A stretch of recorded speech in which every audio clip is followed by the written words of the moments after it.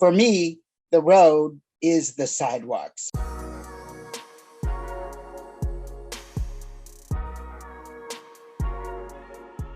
This is Anna Zivarts, the director of the Disability Mobility Initiative, a non-driver organizing program of Disability Rights Washington. The Road is the Sidewalk is a podcast series we're producing in collaboration with Zack Hurtz, a blind podcaster from Kitsap County, Washington. In our advocacy work with non-drivers from communities throughout Washington state, we hear a lot about how inaccessible sidewalks, crossings, and transit stops prevent disabled non-drivers from accessing our communities. After the Americans with Disabilities Act passed more than 30 years ago, the cities and counties we live in should have developed plans about how they were going to address these barriers in our public right-of-way. However, not only do many of these barriers remain, lots of communities haven't created inventories of barriers or timelines for when they plan to fix them. Kitsap County, where we're focusing our series, is one jurisdiction with no such plan. In this series, you'll hear interviews with disabled community members about how this lack of access impacts their lives, as well as interviews with researchers who are working on sidewalk accessibility.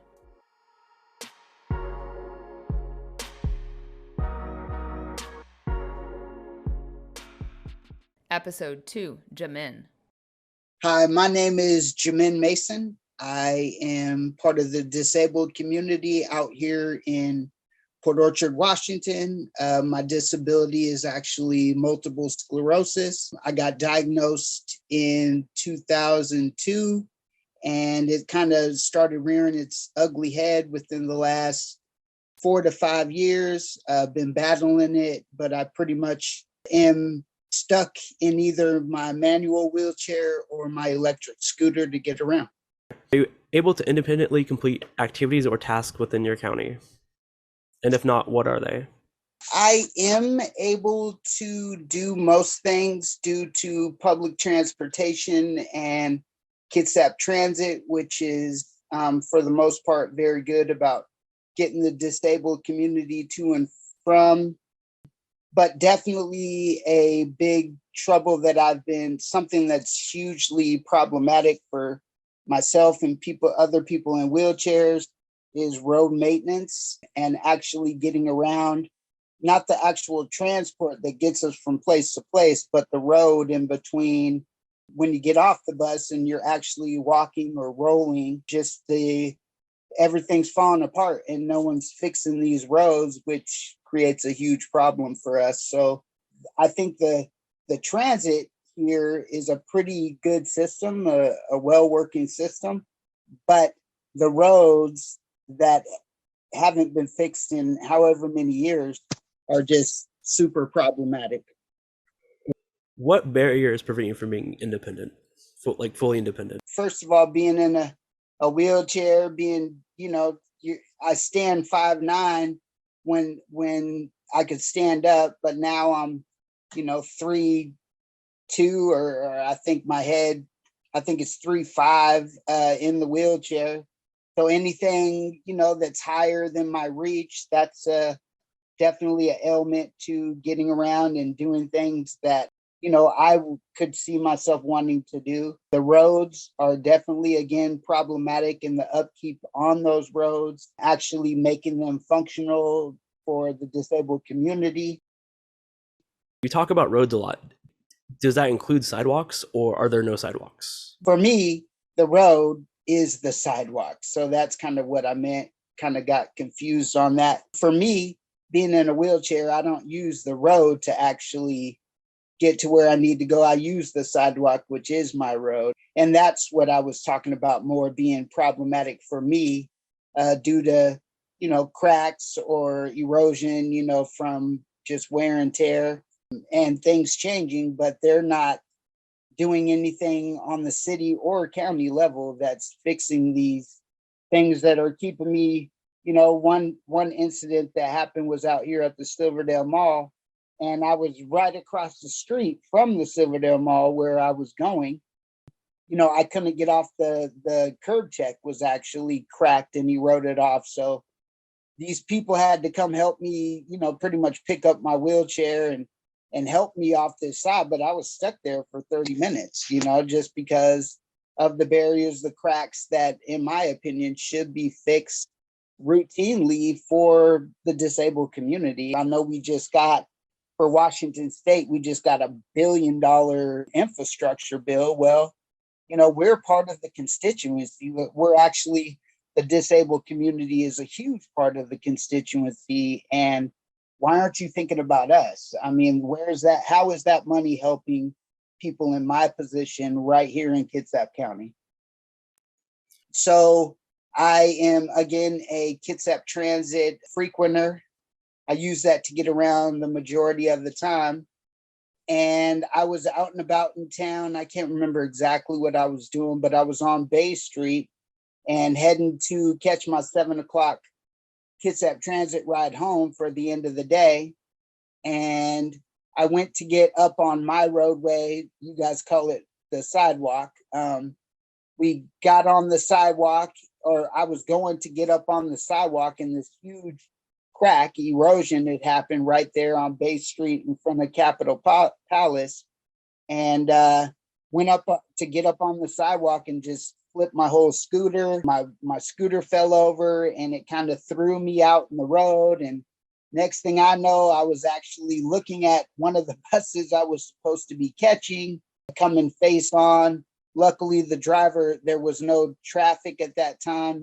Luckily, the driver of the bus swerved, and just some good-hearted pedestrians stopped and picked me up and put me back in my wheelchair. But I mean, if that would have happened 20 seconds later, that bus couldn't have avoided me, or if traffic would have been in the other lane, it couldn't have avoided me. So, I mean, in reality, that could have been, my life at that time, just because our county, whether it's the county or the city, won't take the time to fix the roads. They'd rather pass the buck on to one another and pretty much keep me in limbo as a disabled member of society. And did you suffer any injuries from that? Scraped up my elbow, but no, luckily I wasn't hurt from the incident. If that was, I'm kind of hard-headed and still got some muscles on my body, but I mean, if that would have been an elderly or someone in worse condition that, or those people wouldn't have been there to lift me up out of the road, or that situation could have been horribly worse, When you deal with bad infrastructure or broken concrete cracks, does that have wear and tear on your wheelchair? Yeah, actually it kind of tore off the tread on my wheelchair, just with all this horrible maintenance on these roads. It's definitely tearing the rubber off of my wheels. Yeah, the wear and tear, if it was all flat like a road is supposed to be and less, I definitely think I would have a lot more tread on my tires left. But the way and condition these roads are in Kitsap County, there's cracks everywhere. There's, potholes and all kinds of stuff. The sidewalks are tore up with sinkholes in them. And yeah, that definitely takes a toll on your, pretty expensive medical equipment as far as scooters and stuff. And I get a base income of $800 and something a month. You can't be fixing electric scooters and stuff. That's expensive. And I really just don't have the money to pay for that, So just to drive that point home, it comes out of your pocket, nobody else's. You're responsible for fixing the damage that's caused by bad infrastructure. Yes, sir. Just because insurance only pays for one of that's another, kind of goes back to the medical problems that we deal with. It'll only pay for the last. Medicare will only pay for the actual whatever piece of equipment they bought. So I have a manual wheelchair for at home getting around, and then I have the electric scooter for when I leave home and I'm going around town and pretty much have to move myself. So when I'm out, they'll only pay for one. So if I'm, the last thing was bought was my electric scooter. Well, when my manual wheelchair breaks, which I use both of them equally, they won't pay for that. And I have to, use the MS Foundation or something because I don't have money to just, oh, yeah, I can fix that and just fix the one that the insurance won't pay for because they'll only pay for one, even though they both are necessities to my needs. Besides the sidewalks and roads, are there any other infrastructure issues that present a challenge to you? I think that these issues definitely can be expanded. I know that one, on certain roads, the bus stop will only be on one side, but for a disabled member of the community to get to that side, there are barriers to get there, whether, there's a curb access or, to get up on it. So I really think that everywhere a car can go should be made accessible for wheelchairs and for scooters to get through there as well. But if you can't get off a sidewalk, how are you supposed to get to the other side of the street? So that would be a huge barrier. Think about the disabled community more, even in rural areas. There's still, just because we're rural doesn't mean that, we don't use, electric wheelchairs or something. So the disabled community always needs to get off that sidewalk. So I think, the elected officials and people that are supposed to be standing up for our rights here, I think they should definitely have that in mind because, definitely here in Port Orchard on Bay Street, there are many places where, if I didn't have friends with me or if I was out on the streets alone, I just couldn't get off the sidewalk because there's no way to get down. I know right over there by the South Kitsap Mall is a horrible spot where once you get on the sidewalk, you can't get off unless you have help. How does it make you feel navigating areas like that are inaccessible?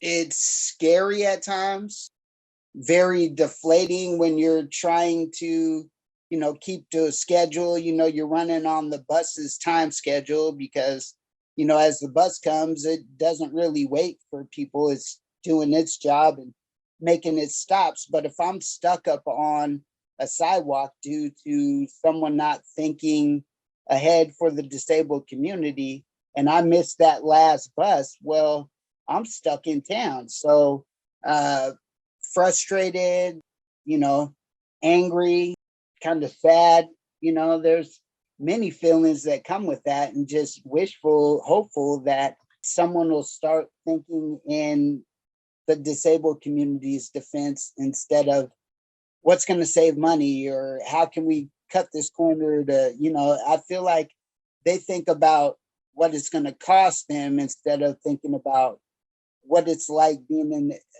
in someone in the disabled community's shoes that is screaming, hey, I need help here. We need help here. But it feels like no one's listening. And we get that a lot.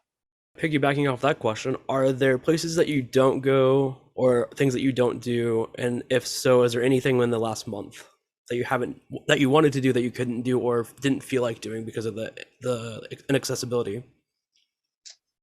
I have a lot of friends and have been getting around pretty good, but there's always times when, I wanted to go out to Seattle, and because of the road that I live on there are the Southworth ferries right down the road from my house, but like getting there's like 6 inches on each side of the road where it's just a dirt patch. My scooter isn't going to go in that. So to get to the ferry, to get to Seattle or be mobile, like I have to be driving in the road, which frustrates drivers, which frustrates me because they're honking at me and I'm just trying to get where I need to go. And I think that before a road is actually built, I think in hindsight, from what we're dealing with today, we should think about the handicap constituency before we create the roads or while we're creating the roads, and put them in mind and think about, hey, well, how could the disabled community use this road? Or just because, that would be the most recent thing that I've thought of, like, why can't I just that's a mile and a half down the road. Why can't I just ride down there? Well, it's unsafe. And I think the disabled community should be thought of before any road is built, or so we don't end up in the position. Thinking in hindsight doesn't always help when you're dealing with concrete and only so much feet and this and that. Like, think about us before you build the roads, not after, in hindsight, and seeing how you can fix it. I'm an advocate, for the disabled community, the Black community, and just environmental community as a whole, because, if if we kill our world, guess what? That kills us too. So I really am an avid user of an advocate for, transit being able to, from the disabled community, being able to use the transit system normally. This got brought up a couple times, and I'm curious your take on it. How do you feel about not having public transit on Sundays in Kitsap County? Oh, it's horrible. I got church to go to. I got friends to see. Like, Sunday is supposed to be the day of rest, to where you can move and do things. But guess what? If you're from the disabled community, you don't get that option. I mean, I understand that, people got to get a day off and they need a break too, but their day off might be our only free day of actually getting out and being able to enjoy the days. I think having a day that is dead to the disabled community definitely creates barriers, whether it's family connections or just being able to enjoy some quality time for yourself. Yeah, I've always been frustrated with that rule. People still got to live on Sundays, What things would you suggest to make the community more accessible, to be like a dream community, like the best of the best? I think we could definitely use like some kind of light rail somehow. I know that Seattle's been doing a really cool thing where they kind of go above the road line where everyone else is and moving. I think that's a really good idea. I just think that maybe a 24-hour.